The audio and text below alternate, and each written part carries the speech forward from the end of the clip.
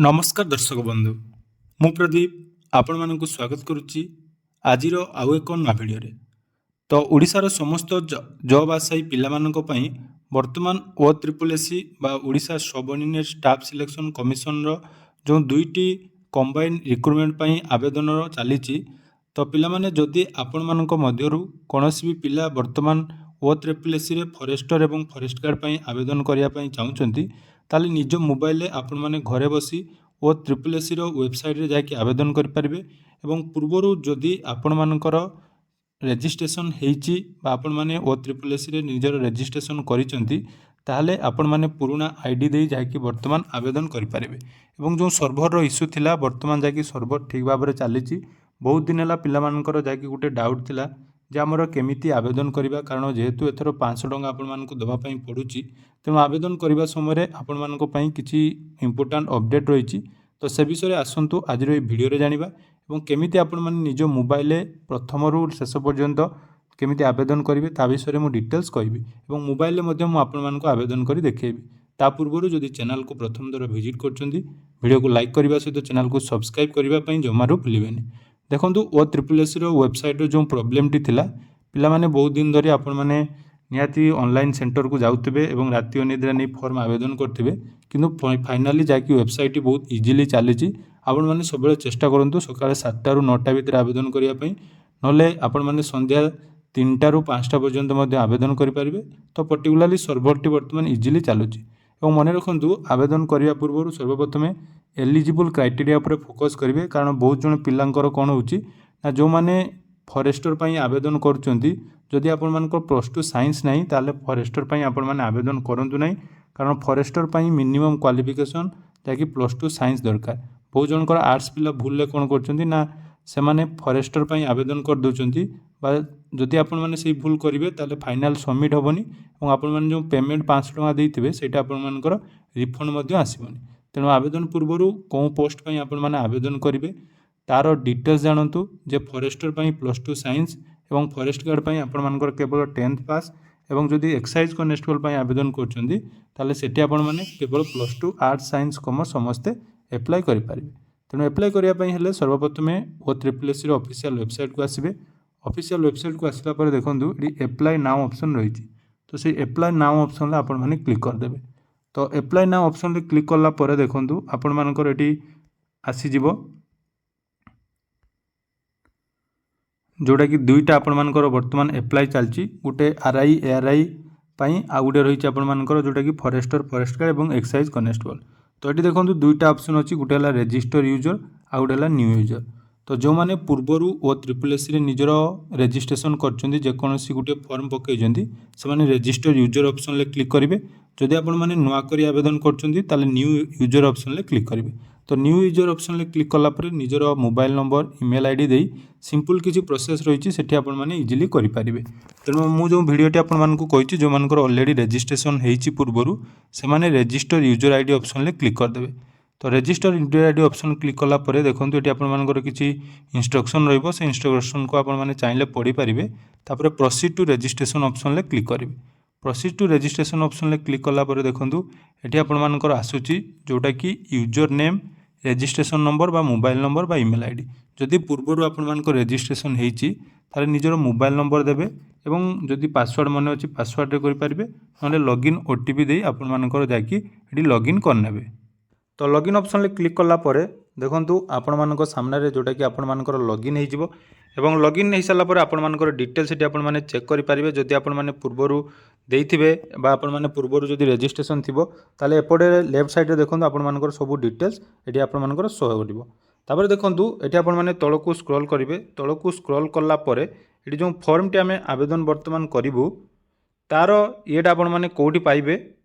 तो तळकु स्क्रॉल कला परे देखंतु एटी आपण मानकर रहिछि एप्लिकेंट मेनू तो सेही एप्लिकेंट मेनू रे क्लिक करिवे क्लिक कला परे देखंतु एटी ऑप्शन रहिछि री रजिस्ट्रेशन फॉर न्यू पोस्ट तो से re registration for new post option ले क्लिक कर देबे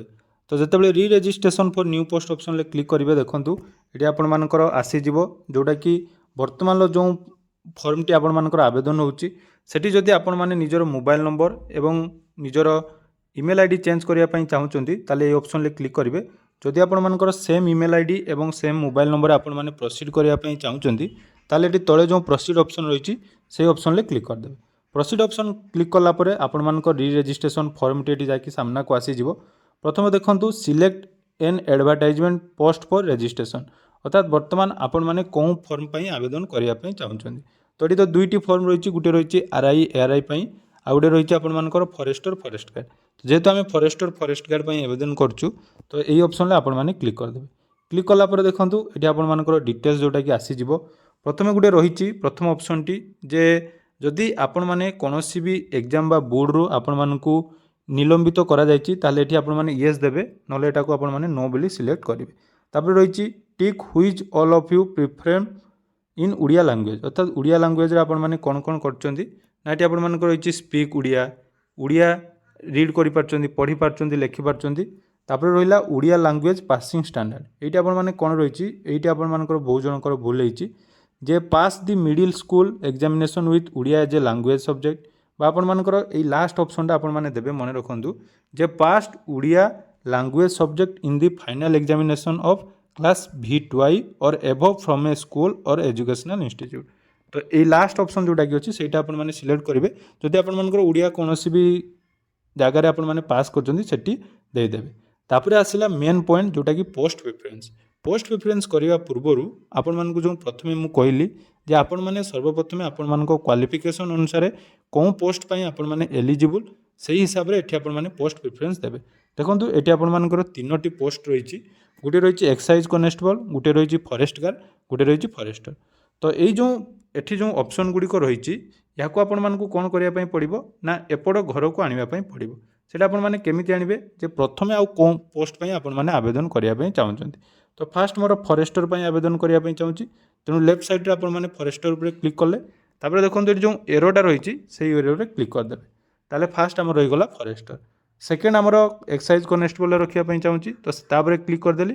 पुणी आउ थे एरोरे क्लिक करदेली देखो एपट को आसीगला तार फॉरेस्ट गार्ड से भाई सिलेक्ट कली एपट को देली आसीगला यहाँ आमर सिस्टमेटिक रहीगला। जदि आपण मैंने एठी भी चेंजेस करने चाहूँगी ताले आम धर एक्साइज कनेस्टेबल को आपण प्रथम रखापी चाहूँगी ताकू क्लिक करदे ऊपर ऑप्शन क्लिक करदे जब आप फॉरेस्टर को ऊपर रखापी चाहूँगी ताले फॉरेस्टर को क्लिक करदे। यही हिसाब से आपण post preference T most important तेणु आपर एजुकेशन क्वालिफिकेशन अनुसार पोस्ट प्रिफरेंस आपण मैंने देवे। दे सारा पर तल को स्क्रॉल करेंगे देखो प्रथम रही जेंडर तापर आपर कास्ट कौन रही आमर SC BC OBC आपर SC ST जहाँ भी रही है सिलेक्ट करेंगे। सिलेक्ट कर सारापर आपर सब कैटेगोरी जदि कौन अच्छी ये सब कैटेगोरी देवे ना छाड़देवे तापर सब कैटेगोरी ये आपर जोटा कि जदि एभेलेबल ना ताले आपर ना ये लिखिदेवे जमी आम SC BC खंडायत बिलंग्स करें खंडायत लिखिदेलु। तापर देखो ये रही जदि आपर किसी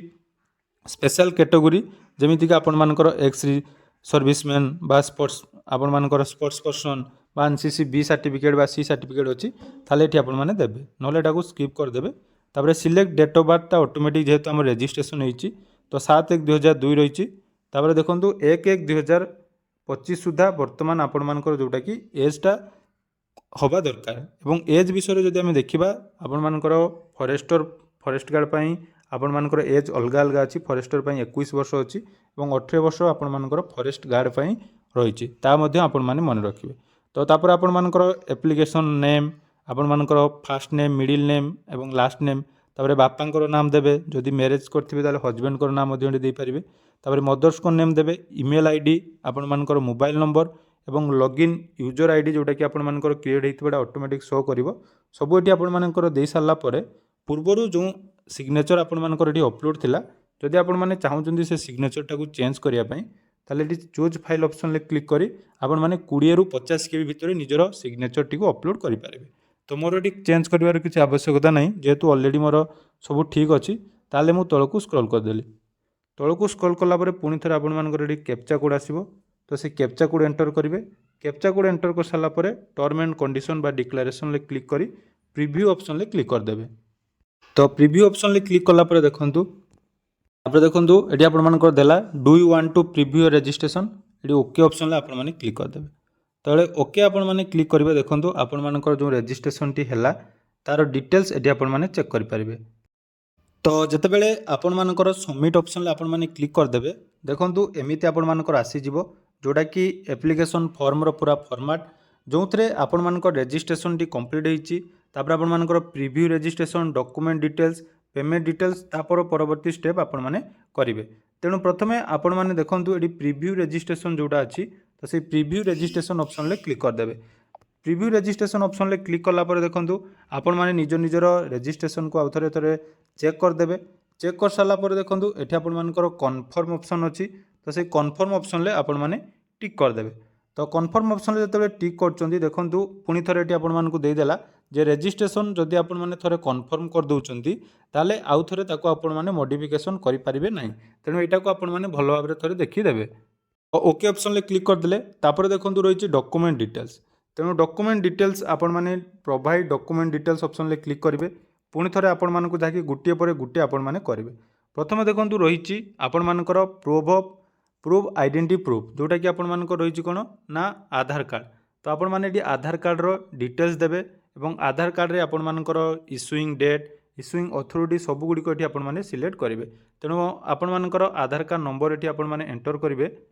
तापर देखंतु रही आपण मानकर कौन ना आपण मानकर कास्ट डिटेल्स अर्थात जेहेतु आमर एससी बीसी जो मैंने देइचंती बा एससी एसटी देइचंती तांकर एटी कास्ट रो डिटेल्स देवा पई पड़िबो प्रथमे आपण मानकर रही कास्ट रो MISC case number document issue date एवं इश्यूइंग अथॉरिटी तो सब किछि आपण मानकर कास्ट सर्टिफिकेट हिसाब रे आपण माने फिलअप करिवे तापर आपण मानकर 10th सर्टिफिकेट रो डिटेल्स जेमति कि सर्टिफिकेट नंबर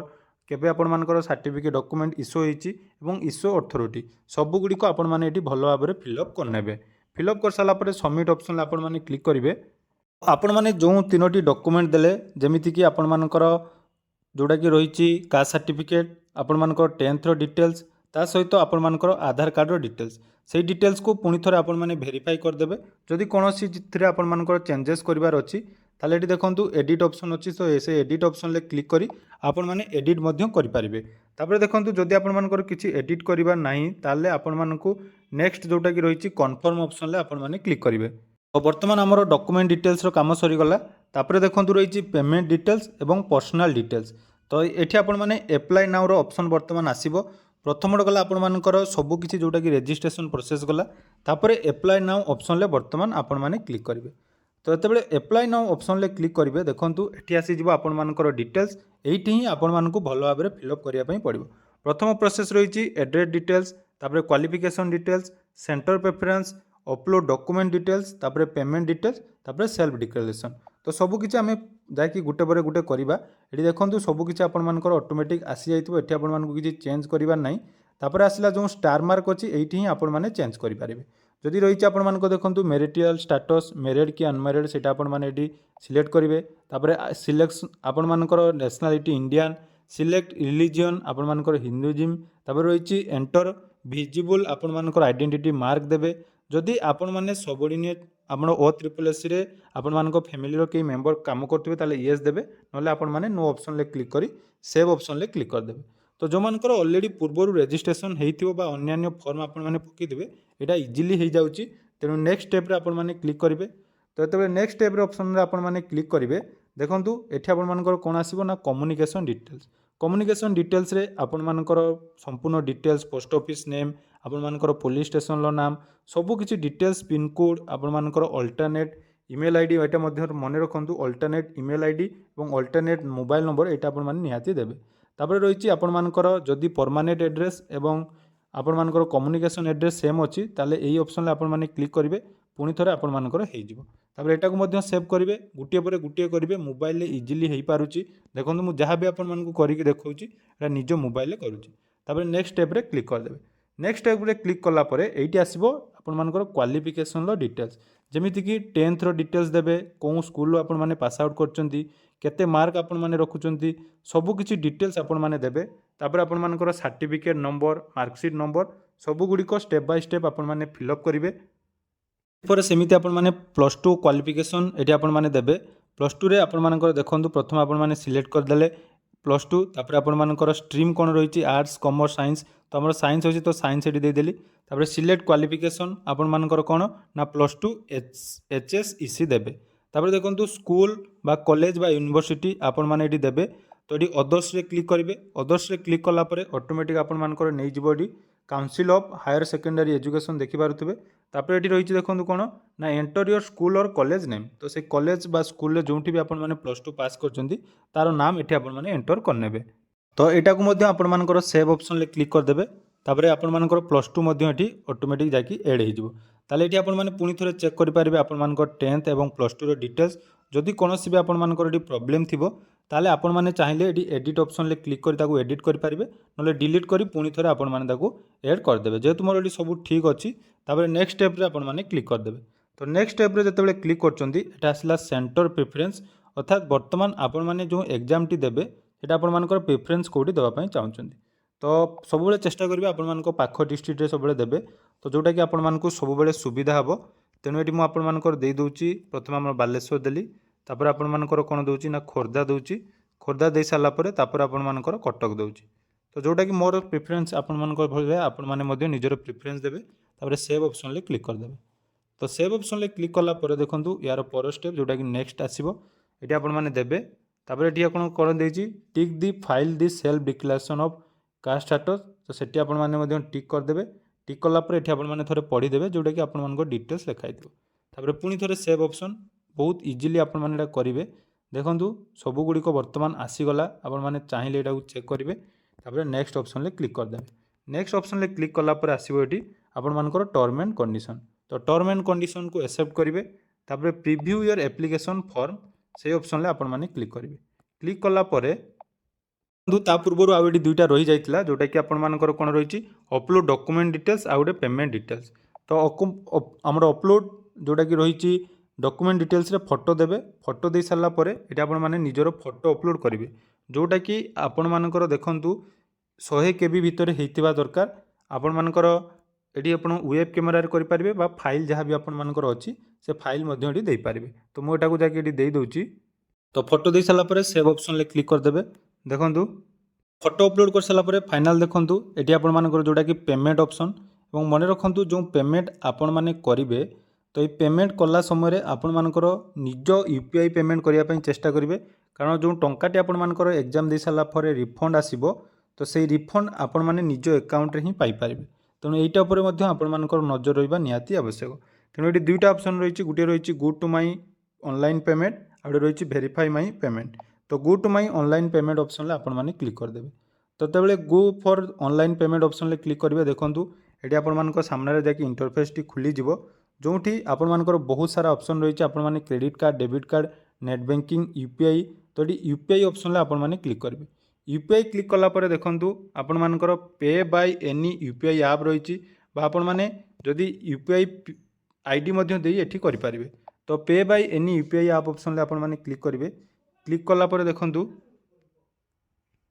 तो देखूँ सक्सेसफुली जोटा कि आमर पेमेंट हो जाए। तो आपण मैंने चाहिए व्यू पेमेंट रिसीव ऑप्शन आपने क्लिक करके डाउनलोड करेंगे। तेणु यहाँ आपने निहाती जोटा कि करेंगे। तापर देखूँ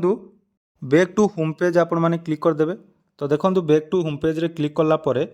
आपर जोटी भी थिला तार फाइनाल प्रोसेस से फाइनाल प्रोसेस को आपर आसीज। तो फाइनाल प्रोसेस को आसला जोटा कि लास्ट ऑप्शन आपर डिक्लेरेशन। तो डिक्लेरेशन ये आपर सब डिटेल्स आपने चेक करेंगे और जिते आपने पेमेंट कर मन रखु पेमेंट जदि आपने एग्जाम सेंटर रे एग्जाम देवे तापर जाकि आपर जाकि पेमेंट रिफंड आसो एवं आपण मैंने यूपीआई रे करने चेष्टा करूँ और निज आईडी रे ही पेमेंट करूँ इजिली आपर जेकोसी यूपीआई ऐप रे ताकि ऑटोमेटिक रिडायरेक्ट हो जाऊँ सक्सेसफुली आपर पेमेंट हो जाऊँ। तेणु 500 टंका पेमेंट करने पूर्व जो जो मु प्रोसेस कहली से प्रोसेस फॉलो करूँ कारण जदि आपण मैंने आवेदन में भूल कर टंका रिफंड आसवा कौन भी वर्तमान सुधा अपडेट ना। तापर देखूँ बर्तमान आपर जो फॉर्म टी आपने देले तार प्रिव्यू आउ थे आपने चेक करदे। तो यहाँ आपर फाइनाल प्रिव्यू चेक ये आपर डिटेल्स ऑलरेडी आसी जाइथिबो कोटी कोटी प्रिफरेन्स देउछन्ती कौन कौन पोस्ट पर आवेदन कर सब डिटेल्स आपने आउ थे चेक करदे। चेक कर सारा पर देखूँ फाइनाल जोटा कि सबमिट एप्लिकेशन। तो से सबमिट एप्लिकेशन ऑप्शन आपने क्लिक करेंगे। तो सबमिट एप्लिकेशन ऑप्शन क्लिक कलापर आपको आउ थे देखूँ कहीदेला जेटी आपर फाइनाल प्रोसेस आईगला और ये आपने सबमिट करदे। देखूँ आपण मैंने सबमिट कलापर आपर जो फॉर्म टी डाउनलोड हो ଏବଂ ଏହି ଫର୍ମ ଡାଉନଲୋଡ଼ ଯେଉଁଟାକି ଆପଣମାନଙ୍କର ହେଇଗଲା ସେଟାକୁ ଆପଣମାନେ ଯାଇକି ପରବର୍ତ୍ତୀ ପ୍ରୋସେସ୍ ପାଇଁ ସେଭ୍ କରି ରଖିବେ। ତେଣୁ ବହୁତ ଇଜି ପ୍ରୋସେସ୍ରେ ଆପଣମାନେ ନିଜ ମୋବାଇଲରେ କରିପାରିବେ ଏବଂ ସାଇଟ୍ ବର୍ତ୍ତମାନ ଯାଇକି ଠିକ୍ ଭାବରେ ଚାଲୁଛି। ତେଣୁ ଆଜି ହିଁ ଆପଣମାନେ ନିଜ ନିଜର ଯଦି OSSSCର ଫରେଷ୍ଟ ଗାର୍ଡ଼ ପାଇଁ ଆବେଦନ କରିନାହାନ୍ତି ତାହେଲେ ଆବେଦନ କରିନିଅନ୍ତୁ ଏବଂ ଏହାର ପରବର୍ତ୍ତୀ ଭିଡ଼ିଓରେ ଆମେ RI ARIର ଆବେଦନର ଭିଡ଼ିଓ